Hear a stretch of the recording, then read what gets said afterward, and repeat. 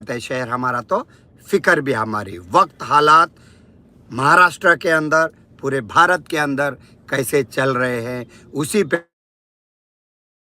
हमारे साथ मौजूद है मुमरा के कोमिल मर्चेंट।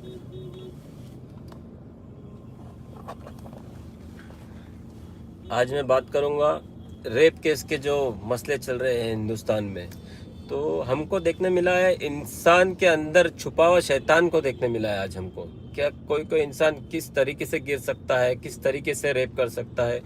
तो अभी तो आवाज़ उठी है जनता की, तो मैं यही बोलना चाहूँगा, क्या रेप तो हर रोज़ हो रहा है, आज का कोई नई बात नहीं है रेप का। आए रोज़ देखो तो 50 से 100 के करीब FIR होता रहता है, लेकिन जनता चुप थी, मीडिया चुप था। अब कोई गरीब बच्चे का रेप होता था दिल्ली में, लेकिन मीडिया में क्या दिखाते थे? पाकिस्तान से कबूतर आया जासूसी के लिए। अरे भाई, पाकिस्तान से कबूतर ही आ सकता है भिखारी देश से, और कुछ नहीं आ सकता है। तो मैं मीडिया से यही बोलूँगा कि अब आवाज़ उठी है तो इसी तरीके से आवाज़ उठाया जाए, क्योंकि आए दिन मैं देखा तो रेप को दबाया जाता है।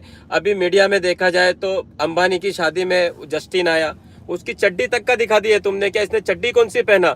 लेकिन मणिपुर में औरतों को रोड पे नंगा घुमाया गया, नंगा घुमा के उसका रेप किया गया, वहां पे मर्डर किया गया, उनके घर जलाए गए। लेकिन मीडिया क्या दिखा रही थी?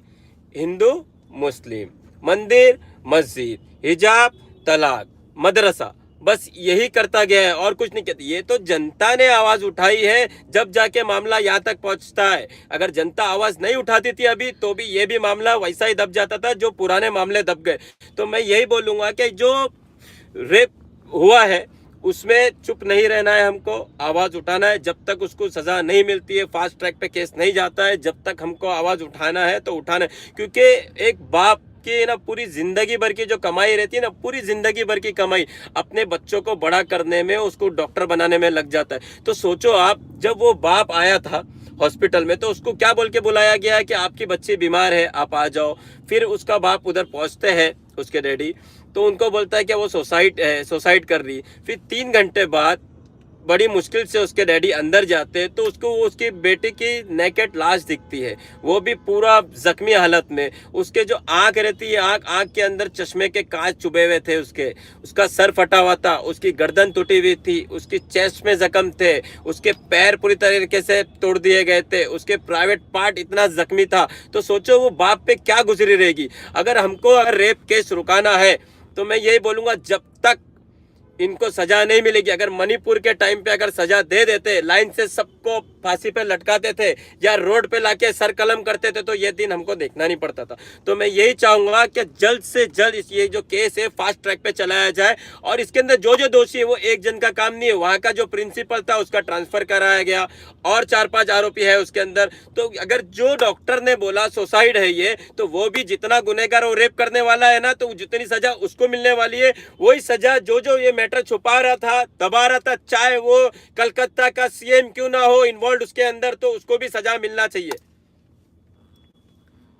जिस तरह से शहर के अंदर, पूरे महाराष्ट्र के अंदर अब छोटे बच्चे सीनियर KG के 3 साल के सेफ नहीं है, क्या एजुकेशन देंगे?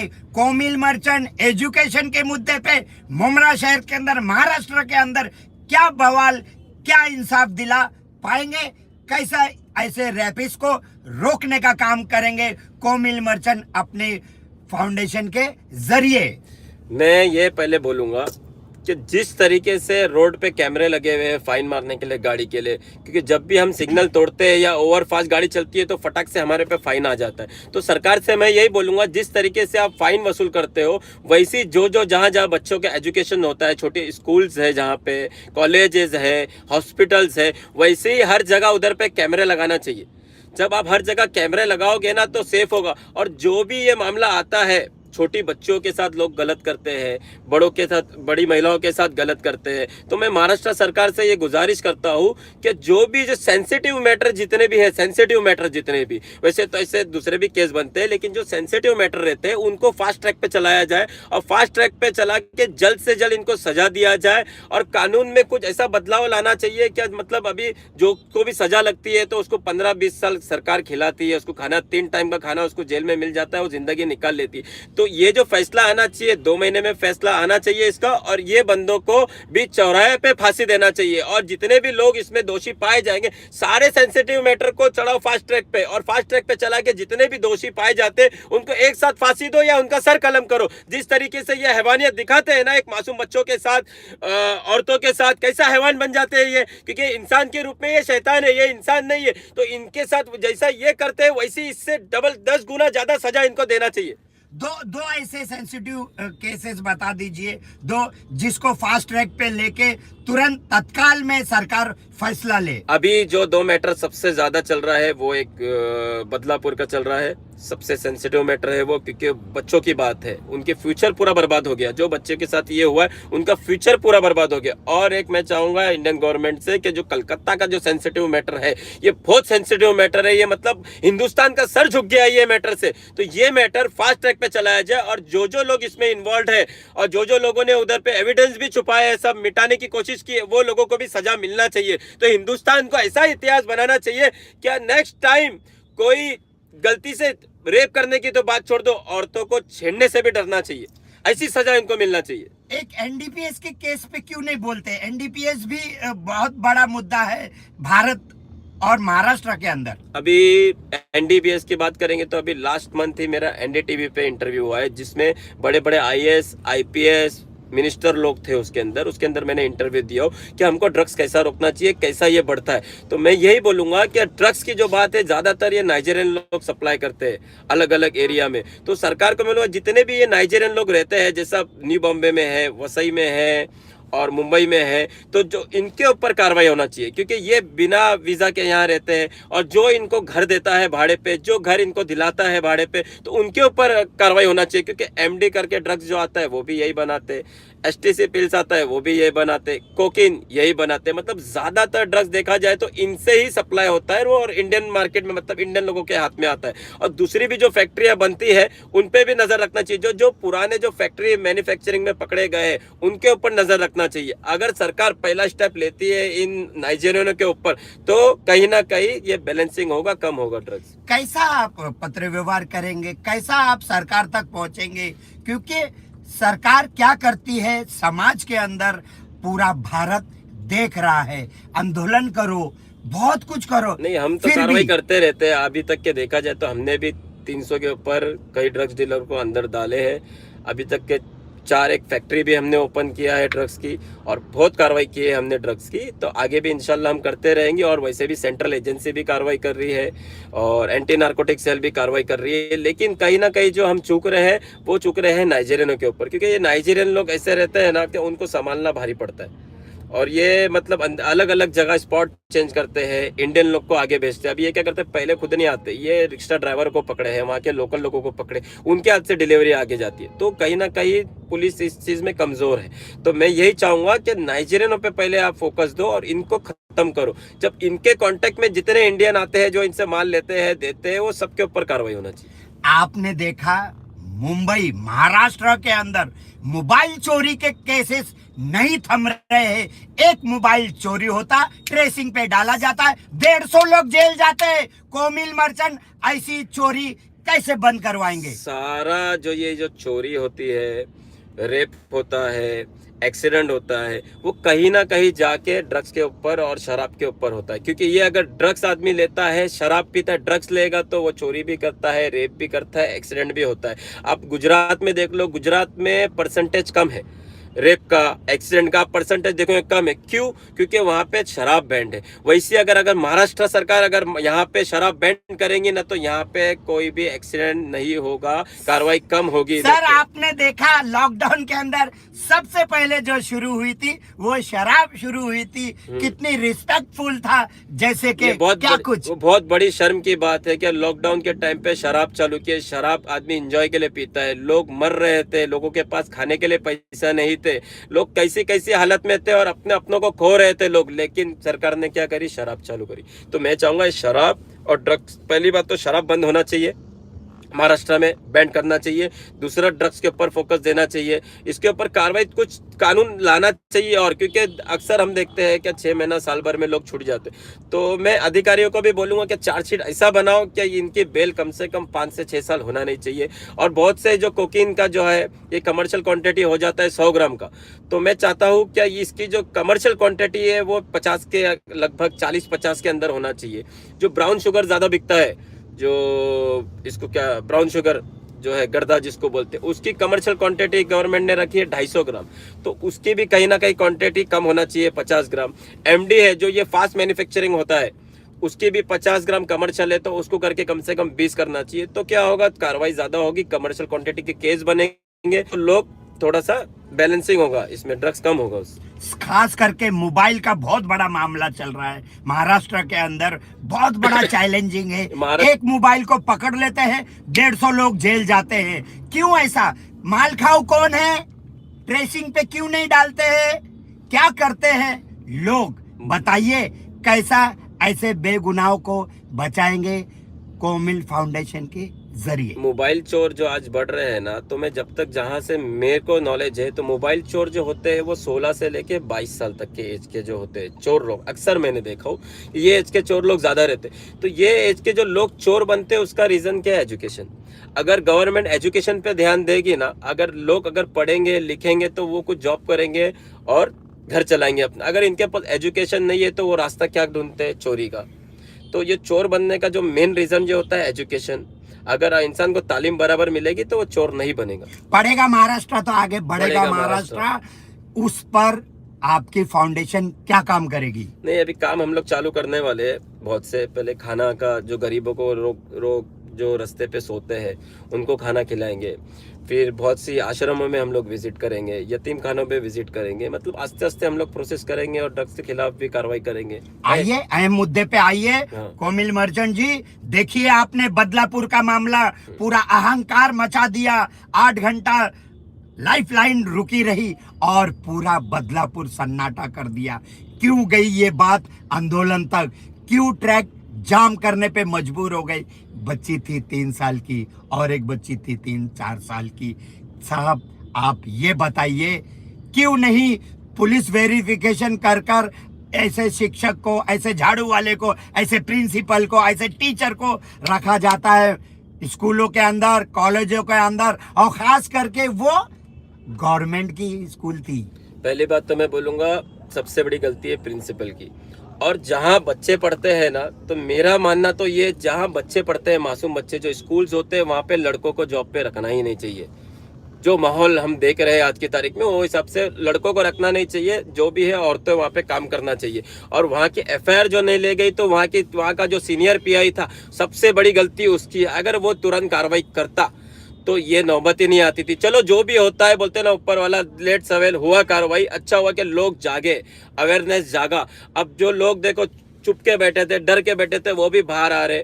जिनके साथ शोषण हुआ है, रेप हुआ है पहले भी, तो वो खुल के आ रहे हैं बिंदास। मैं यही चाहूंगा जिनके साथ गलत हुआ है, जिनके साथ रेप हो रहा है, शोषण हो रहा है, जिनके साथ दबाया जा रहा है, जिसको धमकाया जा रहा है कि तेरे साथ ये कर देंगे, तू आवाज उठाई दो, वो बिंदास, सरकार तुम्हारे साथ है। आज की तारीख में पुलिस तुम्हारे साथ, बिंदास जाओ। अगर पुलिस नहीं आपका कंप्लेंट लेती है तो सारी मीडिया आपके साथ है। आप आओ, मीडिया के जरिए आवाज उठाओ, आपके एफआईआर लिया जाएगा। हम लोग वहां पर मौजूद थे बदलापुर के अंदर। थाने सिटी पुलिस और कमिश्नर आशुतोष डुमरे जी भी आए थे, लेकिन उनका जो एक्शन मोड था वो काबिले तारीफ था। जिन्होंने की थी देरी एफआईआर लेने में और उनको दिखा दिया घर का रास्ता। तो ये सलूट है ऐसे ऑफिसरों को जो इतना फास्ट कार्रवाई की। अगर उन तक पहले ही ये बात चले जाती तो ये नौबत नहीं आती थी। लेकिन बोलते हैं ना, लेट एफआईआर हुआ लेकिन उससे अवेयरनेस बढ़ गया, लोग जाग गए। जनता की आवाज सबसे बड़ी आवाज आती है। जनता ये है जो सरकार बना सकती है तो सरकार गिरा भी सकती है, तो जनता की आवाज है। तो अभी आगे चल के, अभी मैंने जहां तक के मैं सुन रहा हूँ कि लोग अपने बच्चों को स्कूल भेजने को डर रहे, लोग अपनी बच्चियों को जो जॉब पे जाती है, कई औरतों ने अपनी बच्चियों का जॉब छुड़वा दी है कि हमको, मतलब एक हिंदुस्तान में, ये महाराष्ट्र मुंबई थाने में नहीं, ये पूरे हिंदुस्तान में एक डर का माहौल बन गया है कि हम अपनी बच्चियों को भेजेंगे तो ये जिस तरीके से वो जा रही है उस तरीके से वापस आएगी क्या नहीं आएगी। कैसा डर निकालेंगे आप, कैसा डर निकालेंगे? डर तो दिल में और दिमाग में बैठ गया है। कैसा पढ़ेगा महाराष्ट्र, कैसा पढ़ेगा हमारा मुमरा? जब तक इस्लामिक कानून नहीं लाया जाएगा, इनके रेपिस्टों के सर कलम नहीं किए जाएंगे, जब तक ये सारे रेपिस्टों का फास्ट ट्रैक पे केस चला के एक साथ सबको फांसी नहीं दी जाएगी, जब तक के ये मामला चलता रहेगा, ये रुकने वाला नहीं। कौन सुनेगा कोमिल मर्चेंट की? कौन सुनेगा कोमिल मर्चेंट की? कैसे आवाज अपनी पहुंचाएगा? हर मीडिया से मेरी गुजारिश है कि हर मीडिया जितने रोज एफआईआर होते हैं हिंदुस्तान में वो कवर करे और ये हिंदुस्तान की गवर्नमेंट तक पहुंचाए, और जितने भी केसेस होते हैं वो फास्ट ट्रैक पे चलाया जाए और जल्द से जल्द दोषी को सजा मिलना चाहिए। तो यही, जब तक सजा नहीं मिलेगी ना, लोगों को फांसी पे नहीं चढ़ेंगे ना, जब तक के ये चीज कम नहीं होने वाली। क्योंकि मेन कैसा है, कुछ मैंने ऐसे केसेस देखे हैं गर्लफ्रेंड बॉयफ्रेंड के, कुछ केसेस मैंने ऐसे देखे, कुछ उनका आपस में झगड़ा होता है तो वो सीधा जाके रेप केस, कुछ ना कुछ बहाना बना के रेप केस डाल देती है। फिर बाद में कोर्ट में मालूम पड़ता है कि ये तो लव अफेयर का मसला था, फिर हो जाती है उनकी 2 से 4 महीने में जामीन। तो उससे क्या होता है, क्या जो रेपिस्ट जो रहते हैं, जिनके दिमाग में सब शैतानी हरकत चलते रहती है लड़के, उनका जो हौसला वो बढ़ जाता है। क्या है यार, रेप केस में तो 2-4 महीने में तो छुप जाता है। तो ये रीजन भी है औरतों का। मैं यही बोलूंगा महिलाओं से, औरतों से, कि आपका जो आपस में जो भी मसला होता है, आप तुरंत जाके कंप्लेंट कर देते हो रेप की, फिर बाद में आप सेटल कर लेते हो। तो ये चीज थोड़ा सोचो। इस तरीके से कैसा मैसेज गलत जाता है, कोर्ट उनको बरी कर देता है 2-4 महीने में, और जो मेन रेपिस्ट, जो मेन शैतान जो लोग रहते हैं, उनका होप बढ़ जाता है कि रेप केस में तो हम 2-4 महीने में छूट जाते हैं 2-4 महीने के अंदर, तो उनका हौसला बढ़ता है। तो मैं यही चाहूंगा कि जो ओरिजिनल जो होता है आपके साथ गलत, तो आप आओ, पुलिस आपके साथ है, गवर्नमेंट आपके साथ है, इंशाल्लाह इन पे कार्रवाई होगी। और मैं यही चाहूंगा कि कानून में थोड़ा सा बदलाव आना चाहिए।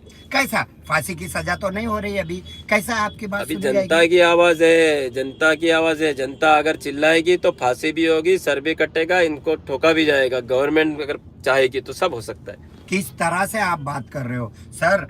यहाँ पर नहीं, हर जगह हो रहा, आए दिन हो रहा है।